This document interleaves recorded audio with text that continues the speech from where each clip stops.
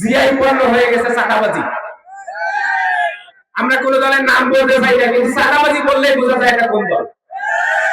টেম্পু stand বললেই বোঝা যায় কোন দল। ভারতের সাথে নতজানু রাজনীতি করে বললেই বোঝা যায় কোন দল। ইসলামকে বিদ্বেষে পরিণত করে দিয়েছে বললেই বোঝা যায় কোন দল। আমরা সেই বৃহত্তম দল বলে না দাবি করো, তাদেরকে বলতে চাই তোমরা তোমাদের কেন্দ্রীয় নেতাদেরকে থামাও, যারা দলের নামে, জিয়ার আদর্শের নামে ইসলাম বিদ্বেষ, ইসলামের প্রতি বিদ্বেষ পোষণ করে এবং সে অনুযায়ী বক্তব্য দেয়। আমরা বলতে চাই জিয়ার আদর্শ মানে ইসলাম বিদ্বেষ নয়। জিয়ার আদর্শ নামে যারা ইসলাম বিদ্বেষকে প্রমোট করে তাদেরকে বলতে চাই তোমরা এই বক্তব্যগুলো থামিয়ে দাও, না হলে তোমাদের নিজ স্তরের জনশক্তিরাই তোমাদেরকে ছেড়ে পালিয়ে যাবে।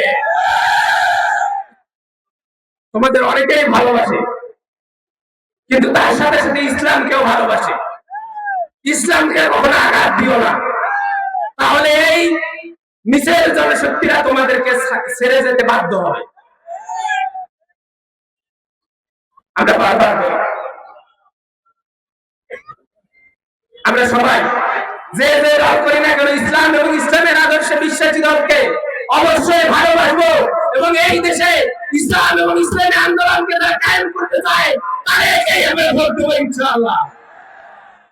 আমরা বলতে চাই সংগ্রাম করে করে আমরা আমাদের জীবন শেষ করব। আমাদের অনেক শহীদ ভাই, রাজশাহী বিশ্ববিদ্যালয়ে 21 জন ভাই শহীদ হয়েছে। তাদের শহীদ হওয়ার আগের ঘটনাগুলো আমরা জানি। একজন ভাইকে বলা হয়েছিল তোমার দায়িত্বশীলরা কোথায় কোথায় থাকে নিয়ে যাও, আমাদের পুলিশদেরকে, প্রশাসনদেরকে নিয়ে যাও, আমরা তাদেরকে জেলে ভরাবো। সে নিয়ে যায়নি, হাতের কবজি ভেঙে দিয়েছে। আবার নিয়ে যায়নি, আবার কনুই ভেঙে দিয়েছে। আবার জিজ্ঞেস করেছে, নিয়ে যায়নি। একের পর এক প্রত্যেকটা হাড় ভেঙে দেওয়ার পর যখন কোনোভাবেই ইসলামী আন্দোলনের কোনো তথ্য বাইপাস না করার আদর্শে সেই সাথী ভাইটি বিশ্বাসী ছিল, শেষ পর্যন্ত তাকে ক্রস ফায়ার দিয়ে হত্যা করে আমাদের রাজশাহী বিশ্ববিদ্যালয়ের পার্শ্ববর্তী বেতার মাঠে ফেলে দেওয়া হয়েছিল। কি পরিমাণ জুলুম নির্যাতন আমাদের উপর চালানো হয়েছে।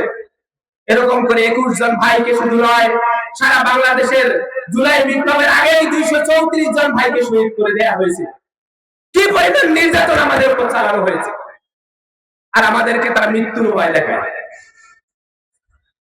আমরা বলেছি আমরা কখনো মৃত্যুর ভয় করি? আমরা আল্লাহকে ছাড়া কাউকে ভয় করি না। মুসলিম আমি, সংগ্রামী আমি, আমি চিরকাল